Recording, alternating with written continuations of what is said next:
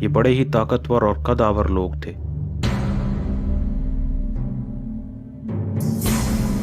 ان کی طاقت کا یہ عالم تھا کہ درخت کو جڑ سمیت زمین سے اکھاڑ دیتے تھے۔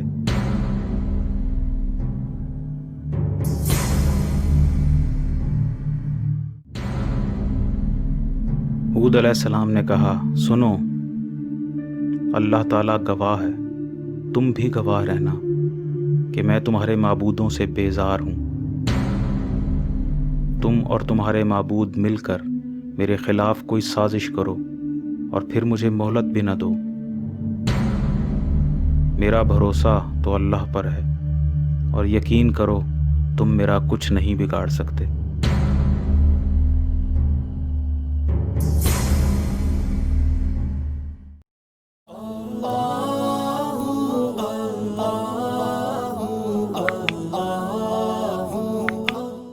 بسم اللہ الرحمن الرحیم۔ نوح علیہ السلام کی 7ویں پشت میں سارگ کے زمانے میں بت پرستی شروع ہوئی۔ پھر جب اس کے بیٹے ناہور کا زمانہ آیا تو بت پرستی اپنے عروج پر تھی۔ تب اللہ تعالیٰ نے ہود علیہ السلام کو ان کی ہدایت کے لیے بھیجا۔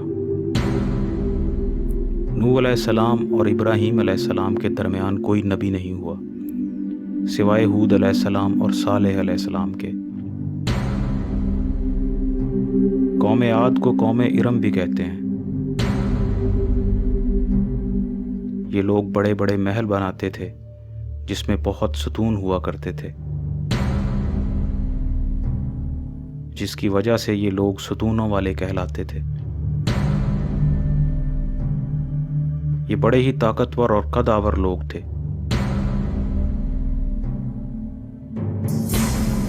ایسی قوم کی مثال دنیا میں نہیں ملتی۔ ان کی طاقت کا یہ عالم تھا کہ درخت کو جڑ سمیت زمین سے اکھاڑ دیتے تھے۔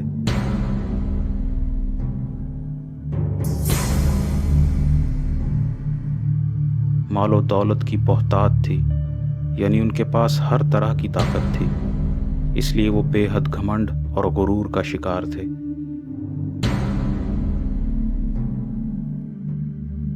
ہود علیہ السلام نے قوم عاد سے کہا، اے میری قوم، اللہ کی عبادت کرو، اس کے سوا کوئی تمہارا اللہ نہیں۔ کیا تم اللہ سے نہیں ڈرتے؟ اللہ سے ڈرو اور میری بات مان لو۔ میں اللہ کی طرف سے امانت دار رسول ہوں۔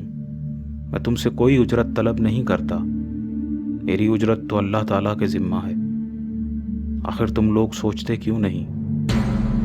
اور یہ تم کیا کرتے ہو کہ ہر اونچی جگہ پر محل تعمیر کرتے ہو، پھر وہاں کھیل تماشے کرتے ہو اور مضبوط محلات بناتے ہو، جیسے تم کو ہمیشہ دنیا میں رہنا ہے۔ اللہ تعالیٰ سے ڈرو جس نے تم کو بے شمار نعمتیں عطا کی ہیں۔ مجھے ڈر ہے کہ کہیں تم بڑے دن کے عذاب میں مبتلا نہ ہو جاؤ۔ قوم عاد نے کہا، اے ہود، تم ہمیں نصیحت کرو یا نہ کرو، دونوں باتیں ہمارے لیے برابر ہیں۔ ہم کسی بھی صورت تم پر ایمان لانے والے نہیں۔ یہ ہمارے آباء و اجداد کا طریقہ ہے جس پر ہم چل رہے ہیں، اور ہمیں یقین ہے کہ ہم پر عذاب نہیں آئے گا۔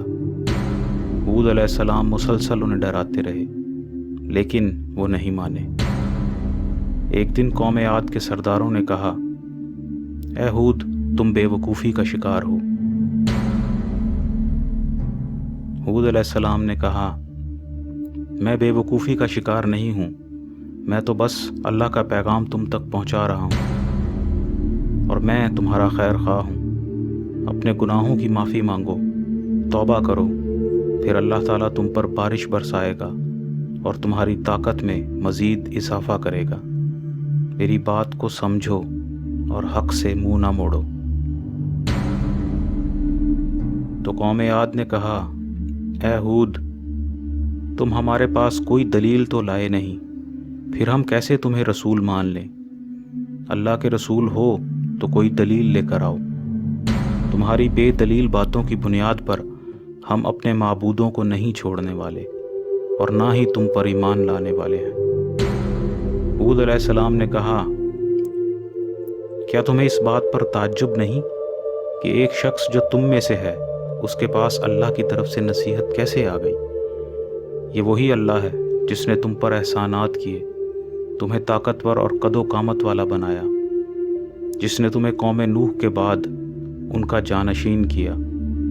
اللہ کے احسانات کو یاد کرو تاکہ تم فلاح پا سکو۔ قوم عاد نے کہا، کیا تم اس لیے رسول بنائے گئے ہو کہ ہم ایک اللہ کی عبادت کریں، اور جن کی عبادت ہمارے آباء و اجداد کیا کرتے تھے کیا ان کو چھوڑ دیں؟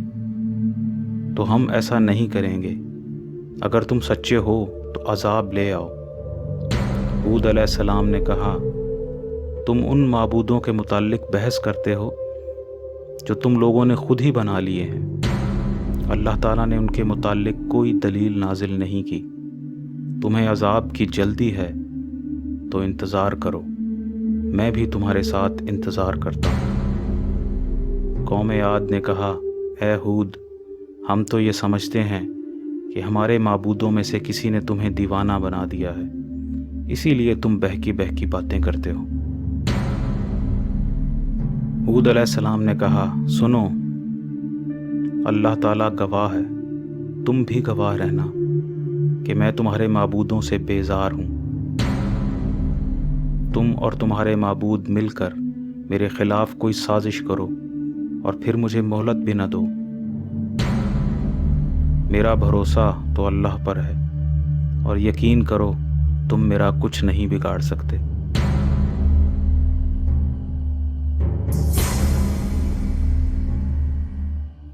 اگر تم میری نصیحت سے منہ موڑتے ہو تو میں نے تمہیں اللہ کا پیغام پہنچا دیا۔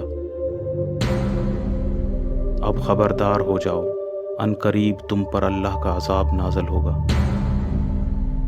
پھر اللہ کسی اور قوم کو تمہارا جانشین بنا دے گا، تم اللہ کا کچھ نہیں بگاڑ سکتے۔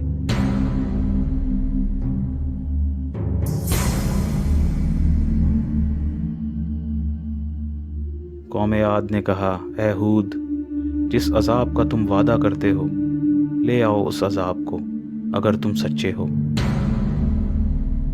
ان کو اپنی طاقت پر بے حد گھمنڈ تھا۔ وہ کہا کرتے تھے کہ ہے کوئی ہم سے زیادہ طاقتور۔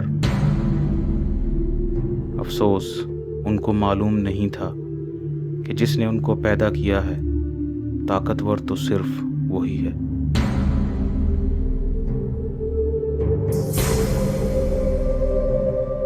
پھر ایک روز ایک سیاہ بادل آتا ہوا دکھائی دیا۔ سب لوگ خوش ہو کر کہنے لگے، یہ تو بادل ہے، یعنی ہم پر بارش ہوگی۔ ہود علیہ السلام نے کہا، یہ تو وہ عذاب ہے جس کی تم جلدی کر رہے تھے۔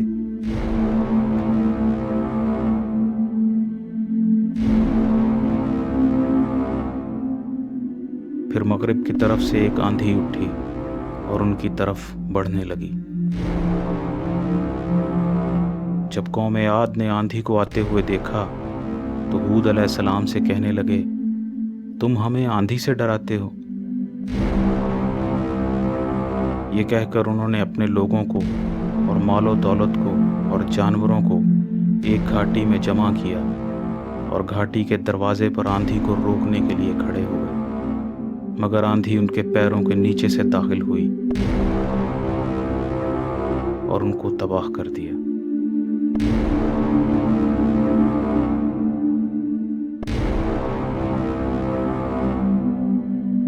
اس خوفناک آندھی نے قوم عاد کو ایسے اٹھا اٹھا کر پھینکا جیسے وہ اکھڑی ہوئی کھجوروں کے تنے ہوں۔ خوفناک آندھی نے سب کچھ تباہ کر دیا، ہر چیز ریزہ ریزہ ہو گئی۔ وہ آندھی مسلسل 7 راتیں اور 8 دن تک چلتی رہی۔ پھر جب وہ آندھی رکی تو سوائے کھنڈرات کے کچھ نظر نہ آتا تھا۔ قوم عاد کی طاقت، ان کا گھمنڈ ان کے کسی کام نہ آ سکا، سب کچھ راکھ کی طرح اڑ چکا تھا۔ اللہ تعالیٰ نے ہود علیہ السلام اور جو ان پر ایمان لا چکے تھے عذاب سے بچا لیا، اور قوم عاد کا نام و نشان صفحہ ہستی سے مٹا دیا۔